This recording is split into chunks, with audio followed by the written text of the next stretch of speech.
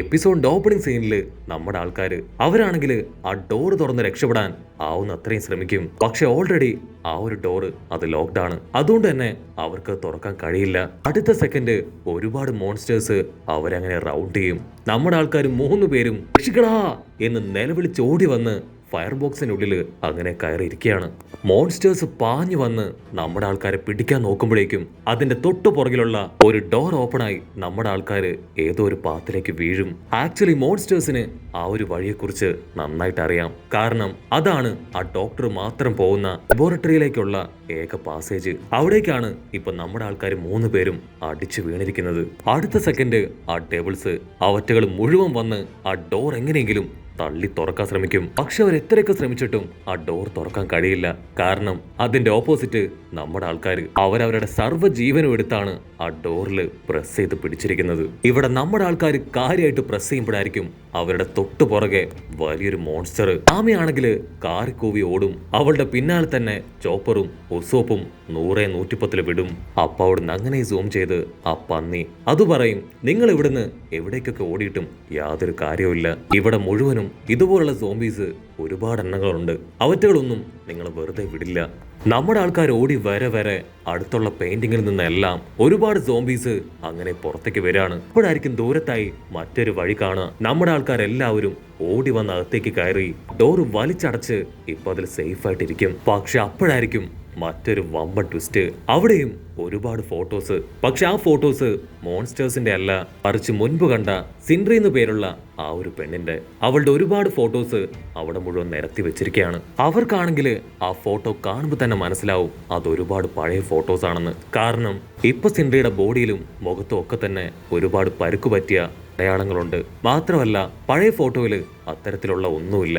ഇപ്പൊ നാമി അടുത്തിരുന്നൊരു ബുക്ക് അത് മറിച്ചു നോക്കും. സിൻഡ്രയെ കുറിച്ച് വളരെ ഡീറ്റെയിൽ ആയിട്ട് എന്തൊക്കെ എഴുതിയിട്ടുണ്ടാവും.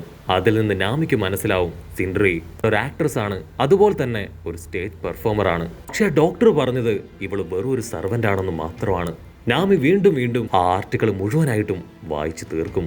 ഷോക്കിംഗ് ആയിട്ടുള്ള കാര്യം, 10 വർഷങ്ങൾക്ക് മുൻപ് അവള് സ്റ്റേജിൽ പെർഫോം ചെയ്തുകൊണ്ടിരിക്കുമ്പോ കുഴഞ്ഞ് താഴെ വീണ് മരിച്ചുപോയി.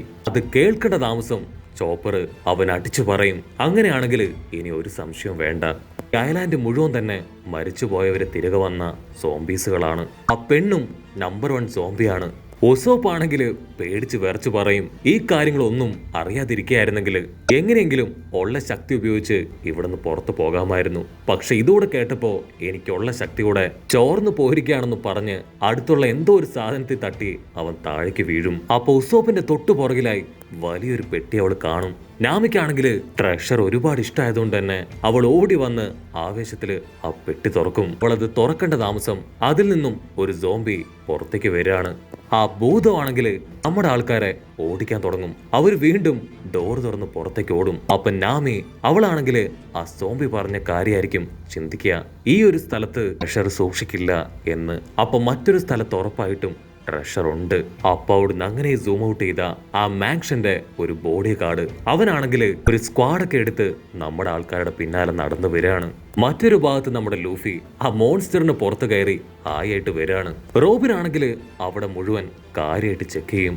അപ്പൊ അവള് കാണും ഓരോ മരത്തിലും മൃഗങ്ങളുടെയും പക്ഷികളുടെയും ഒക്കെ ബോഡിയില് ബാൻഡേജ് പോലെ എന്തോ ചുറ്റി വെച്ചിട്ടുണ്ട്. മാത്രമല്ല അവറ്റുകൾക്കെല്ലാം തന്നെ ഒരുപാട് നമ്പേഴ്സ് ഒക്കെ കൊടുത്തിട്ടുണ്ട്. അപ്പോഴായിരിക്കും അടുത്തൊരു വമ്പൻ ട്വിസ്റ്റ്.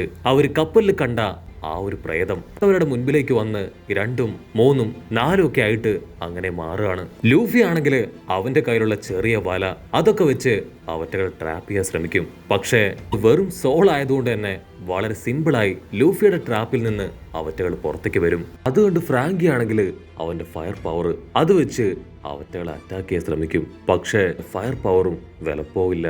ഫ്രാങ്കിക്കാണെങ്കിൽ ഭയങ്കര സങ്കടാവും. എന്റെ കരിയറിൽ ആദ്യമായിട്ടാണ് എനിക്ക് ഇത്രയും വലിയൊരു തോൽവി, ഇതെനിക്ക് സഹിക്കാനാവില്ല എന്നൊക്കെ പറഞ്ഞ് അവൻ 2 കൈയും നിലത്തടിച്ച് ഇപ്പൊ കരയാണ്.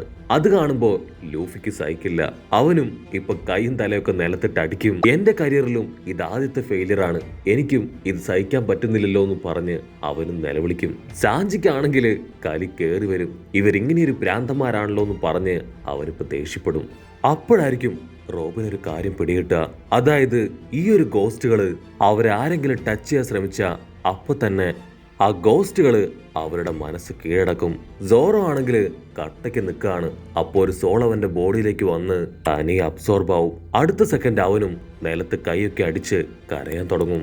അപ്പോഴായിരിക്കും സാഞ്ചിക്കും പിടികിട്ടുക റോബിൻ പറഞ്ഞത് അത് 100% ശരിയാണ്.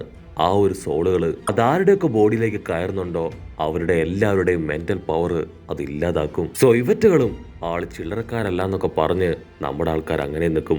അടുത്ത സെക്കൻഡ് സോള് മുഴുവൻ അവിടുന്ന് കടന്നു പോവും. ഉടനെ ലൂഫിക്ക് അവനവന്റെ സ്ട്രെങ്ത് ഇപ്പൊ തിരികെ കിട്ടും. അവൻ ദേഷ്യപ്പെട്ട് പറയും, എന്തൊക്കെ സംഭവിച്ചാലും അവറ്റകളെ ഞാൻ വിടില്ല, എനിക്കവരെ ഇനി പെറ്റായിട്ട് വേണ്ട. ഫ്രാങ്കി പറയും, ഉറപ്പായിട്ടും അവറ്റകൾക്കും എന്തെങ്കിലും ഒരു വീക്ക് പോയിന്റ് കാണും, അത് കണ്ടെത്തി നമുക്ക് ഈസി ആയിട്ട് അവറ്റകളെ ലോക്ക് ചെയ്യാം. അതേസമയം സാഞ്ചി ആണെങ്കിൽ ഇപ്പൊ സോറോയെ കളിയാക്കും. അത്രയും വലിയ ഡയലോഗൊക്കെ അടിച്ച് നീ പൊട്ടിക്കരഞ്ഞല്ലോ, സത്യത്തിൽ നീ ഒരു ലോലനാണെന്നൊക്കെ പറഞ്ഞ് അവനെ വെറുപ്പിച്ചെടുക്കും. ഇവിടെ റോബിനാണെങ്കിൽ എന്തൊക്കെയോ ഭയങ്കരമായിട്ട് കാൽക്കുലേറ്റ് ചെയ്യാണ്. കാരണം എല്ലാ മരങ്ങൾക്കും ജീവജാലങ്ങൾക്കും ഒക്കെ തന്നെ നമ്പർ ഇട്ട് കൊടുത്തിട്ടുണ്ട്. സോ അവറ്റകളെ ആരോ കൺട്രോൾ ചെയ്യാണ്. കുഴപ്പമില്ല, എന്തായാലും ഇതിന്റെ സീക്രട്ട് അത് കണ്ടെത്തുന്നു പറഞ്ഞ് അവര് മുൻപോട്ട് പോകും. അങ്ങനെ നടന്ന് ഒരു ഇപ്പോ ആ കല്ലറയിലെത്തും. ലൂഫിക്കാണെങ്കിൽ ആ കല്ലറ കണ്ട് ഭയങ്കര സന്തോഷാവും. അവൻ പറയും, നമുക്ക് ഇവിടെ ഇരുന്ന് ഫുഡ് കഴിച്ചാലോ. അത് കേട്ട് സാഞ്ചി അച്ചരം പൊച്ചറം അവനെ ചീത്ത വിളിക്കാൻ തുടങ്ങും. പക്ഷെ ലൂഫി ആണെങ്കിൽ അതിന് തീർത്തു പറയും, ഉറപ്പായിട്ടും നമ്മൾ ഇവിടെ ഇരുന്ന് തന്നെ ഫുഡ് കഴിക്കും, ഇതാണ് എന്റെ തീരുമാനം, ഞാനാണ് നമ്മുടെ ടീമിന്റെ ലീഡർ. അങ്ങനെ ലൂഫി വമ്പൻ ആക്ഷനൊക്കെ ഇട്ട് ഉറപ്പിച്ചു പറയുമ്പോഴായിരിക്കും ഒരു സോംബി അതാണെങ്കിൽ ഇപ്പൊ നമ്മുടെ ആൾക്കാർക്ക് നേരെ അങ്ങനെ വരികയാണ്. അതിനെ കണ്ട് ഒരു സെക്കൻഡ് നമ്മുടെ ആൾക്കാർ സ്റ്റണ്ണായി പോവും. പക്ഷെ ലൂഫി ആണെങ്കിൽ കാഷ്വൽ ആയിട്ട് ആ സോംബിയുടെ അടുത്തേക്ക് വരും. ലൂഫി ഇപ്പൊ ആളെ കുഴിയിലേക്ക് തള്ളാൻ തുടങ്ങും. അതിനാ സോംബി ഇപ്പൊ ലൂഫിയുടെ കൈ തട്ടി മാറ്റും. നിനക്കത്ര ധൈര്യം ഉണ്ടെങ്കിൽ എന്നെ പോലൊരു സോംബിയെ നീ ഇൻസൾട്ട് ചെയ്യും, നിന്നെ വെറുതെ വിടില്ല എന്ന് പറഞ്ഞ് അതിപ്പോ ലൂഫിക്ക് നേരെ എടുത്തു ചാടും. അതിനുശേഷം ഒരുപാട് സോംബികള് ലൂഫിയുടെ പിന്നാലെ വരും. ഇവിടെ നമ്മുടെ ആൾക്കാർക്കാണെങ്കിൽ പ്രത്യേകിച്ച് കുലുക്കോ റിയാക്ഷനോ ഒന്നും ഉണ്ടാവില്ല. അതുകൊണ്ട് അതിലൊരു സോംബി അവരെ കാണുമ്പോൾ തന്നെ അറിയാം അവർക്ക് ഭയങ്കര അഹങ്കാരമാണെന്ന്. നമ്മുടെ പവർ എന്താണെന്ന് അവർക്ക് കാണിച്ചു കൊടുക്കണം. അതിന് ലൂഫി അവനവന്റെ കൈയൊക്കെ കെട്ടി ഇപ്പൊ ഫൈറ്റ് ചെയ്യാൻ തയ്യാറാവും. ഓക്കെ, ഞങ്ങളുടെ പവർ എന്താണെന്ന് ഞങ്ങൾ കാണിച്ചു തരാം. അടുത്ത സെക്കൻഡ് നമ്മുടെ ആൾക്കാര് അവരുടെ പവർ ഉപയോഗിച്ച് അവറ്റകളെ മുഴുവൻ അങ്ങനെ തല്ലി തെറിപ്പിക്കുകയാണ്. കട്ട് ചെയ്താ ഇവിടെ ഇവര് 3 പേരും അവരാണെങ്കിൽ ആ മാൻഷനിൽ കുടുങ്ങി കിടക്കുകയാണ്. അപ്പൊ ദൂരത്തായിട്ട് ആരോ സംസാരിക്കുന്ന ശബ്ദം അത് അവര് കേൾക്കും. അവരാ ശബ്ദം കേട്ട ഭാഗത്തേക്ക് പതിയെ നടന്നെടുക്കും. എന്നിട്ട് ഡോറ് തുറന്ന് നോക്കുമ്പോഴായിരിക്കും സിൻഡ്രിയും ഡോക്ടറും അവർ 2 പേരും ഒരാളെ ടേബിളിൽ കിടത്തിയിരിക്കുകയാണ്.